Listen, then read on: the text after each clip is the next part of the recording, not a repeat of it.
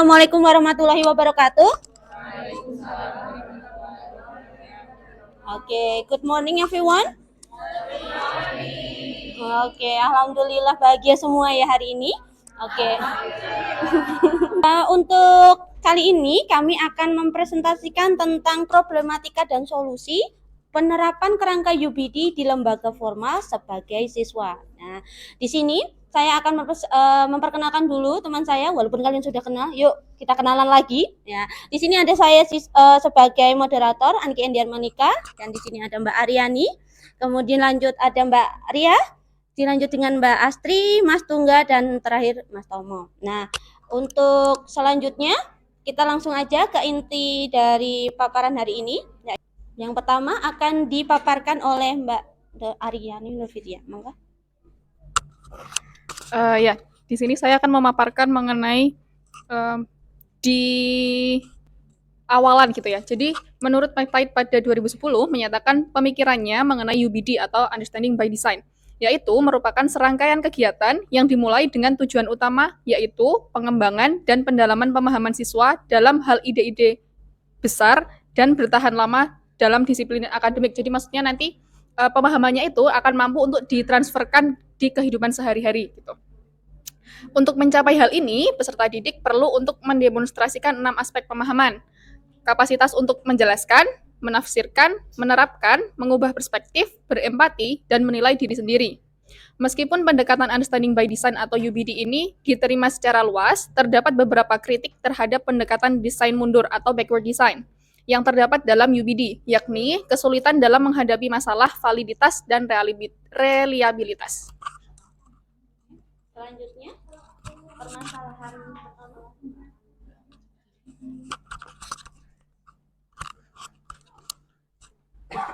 Baiklah, saya akan menyampaikan tentang permasalahan yang dihadapi oleh peserta didik. Di sini ada 6, saya akan menyebutkan 3 permasalahan.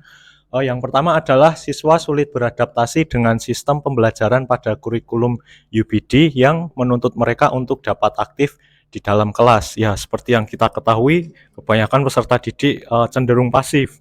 Nah, ketika UBD ini diterapkan dan meminta mereka untuk aktif di dalam kelas, hal ini akan menjadi permasalahan bagi mereka. Lalu yang kedua adalah siswa belum terbiasa dengan tipe soal HOTS yang menuntut mereka untuk berpikir kritis ya. Jadi ketika ditemui tingkatan soal yang lebih sulit, mereka akan menemui kesulitan. Lalu yang ketiga adalah buku teks yang dimiliki siswa dengan standar isi tidak selalu secara eksplisit menyoroti konsep kunci yang harus dipelajari oleh peserta didik, sehingga buku teks yang belum mendukung peserta didik menjadi permasalahan jika kurikulum menggunakan kerangka UBD ya. Ini juga sempat saya temui di sekolah saya dulu. Ketika ada penerapan kurikulum baru, itu terkadang buku yang digunakan sebagai pegangan itu malah belum ada atau belum sesuai. Nah, hal ini tentunya akan berdampak kepada peserta didik. Ya, demikian 3 permasalahan yang saya sampaikan. Untuk berikutnya akan disampaikan oleh Mbak Ria. Nomor 4 yaitu model pembelajaran yang berada di akhir terkadang membuat siswa bingung dengan sistem pelaksanaan pembelajaran ini. Jadi misalkan di prakteknya itu guru ingin mengajar tentang personal letter. Nah, jadi guru tidak langsung menyebutkan, "Oke, today we are going to study about personal letter," tapi ditunjukkan language features-nya dulu, linguistic feature-nya. Nah, nanti di akhir siswa baru ditanya, jadi kita tadi belajar apa hari ini gitu. Nah, kalau sebelumnya itu biasanya guru itu menyebutkan, "Oke, hari ini kita akan belajar tentang materi ini," jadi siswa paham. Nah, kalau dibalik nanti di akhir baru disampaikan, kadang siswa belum paham arahnya itu mau kemana. Lalu permasalahan yang kelima, UBD merupakan hal baru di pendidikan Indonesia sehingga peserta didik belum terbiasa dengan kerangka kurikulum UBD di jenjang pendidikan sebelumnya. Karena UBD ini baru diterapkan saat kita pakai kurikulum Merdeka ya. Jadi ini merupakan hal yang baru untuk peserta didik. Kemudian yang keenam, peserta didik mengalami kesulitan untuk mengevaluasi hasil pembelajaran karena tidak terbiasa untuk melakukan refleksi diri dan tidak memahami kriteria yang digunakan untuk mengevaluasi hasil pembelajaran. Selanjutnya solusi akan dibacakan oleh Saudari Astri. Monggo. Baik, di sini kelompok kami memaparkan ada 6 solusi. Saya akan membacakan 3 solusi yang pertama.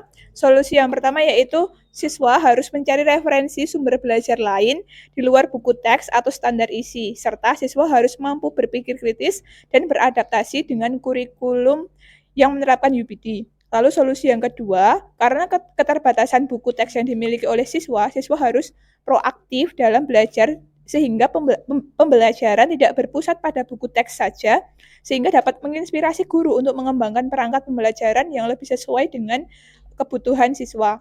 Lalu solusi yang ketiga adalah siswa mestinya secara mandiri mencari teman diskusi mengenai permasalahan belajarnya sehingga akan meningkatkan kemampuan berpikir kritis yang mungkin akan berdampak pada kemampuan mereka dalam mengerjakan tipe soal HOTS. Untuk solusi yang selanjutnya akan dibacakan oleh Mas Tunggal. Baik, terima kasih. Berikutnya solusi keempat, di antaranya pada saat pelaksanaan kegiatan pembelajaran sebaiknya peserta didik memperhatikan tujuan pembelajaran yang disampaikan oleh guru agar ia dapat merencanakan dan mempertimbangkan strategi belajar yang akan digunakan untuk mempelajari materi yang akan diajarkan. Kemudian yang kelima adalah negara bisa menyediakan buku ajar yang sudah disesuaikan dengan kerangka kurikulum UBD. Kemudian yang terakhir, kurikulum UBD bisa diterapkan bertahap pada setiap jenjang pendidikan yang dimulai dari pendidikan usia dini hingga sekolah atas atau SMA atau SMK.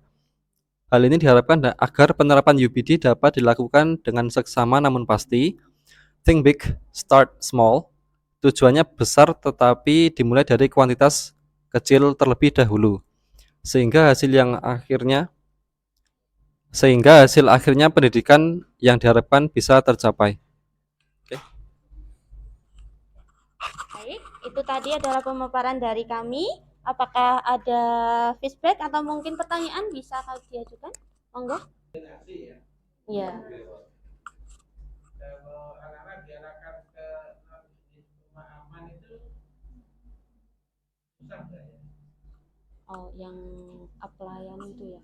Waktu ada ngajar beberapa kali ini kan, sebenarnya kan donasi ya. Iya. Dengan tentang perbedaan kemampuan yang sangat menyolok, sangat jauh dari yang slow sampai yang fast learner.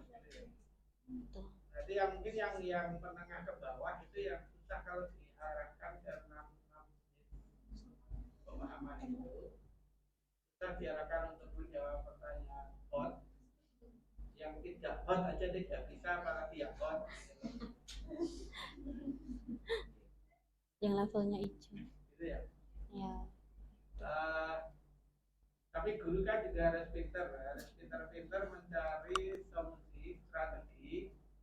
Mungkin pakai jembatan selenting, mungkin dari simple ke kompleks, dari mudah ke susah, masuk ke yang pembelajaran berdiferensiasi, mungkin gitu loh. Iya. Jadi bagaimana menangani yang slow, bagaimana menangani yang berat, bagaimana menangani yang terlalu pintar. Yang terlalu pintar kan biasanya kan cepat bosan ya. Itu aja diajarin gitu kan. Iya, betul Padahal sekali. mereka sudah bisa. Tapi kalau kita pakai yang ini, yang menengah ke bawah kan tertiga. Ya. Makanya termasuk kalau membuat soal itu kan harus perbandingannya kan 352 ya. 352 yang udah 3 mudah, 5 mudah, 2 sulit. Harapannya yang siswa yang slow learner bisa mengerjakan yang 3 mudah, 1, 2, atau 3 yang sedang. Bagi siswa yang sedang, pasti yang 3 mudah bisa. Tambah yang sedang mungkin lebih banyak daripada siswa yang slow. Nah, bagi siswa yang pintar, semua yang soal yang mudah dan sedang kan bisa dikerjakan semua, tambah 1 atau 2 soal yang sulit, sehingga nilainya bertingkat seperti itu. Jika kalau seperti itu berarti dan bisa mempunyai daya beda. Jadi dengan soal ini betul-betul bisa dibedakan siswa yang slow, yang sedang, dan yang fast learner. Nah, demikian juga dalam mengajar, kita suatu saat pakai cara untuk memenuhi yang slow. Ada guyon, ada contoh, yang gitu lah. Kemudian suatu saat kita pakai cara untuk yang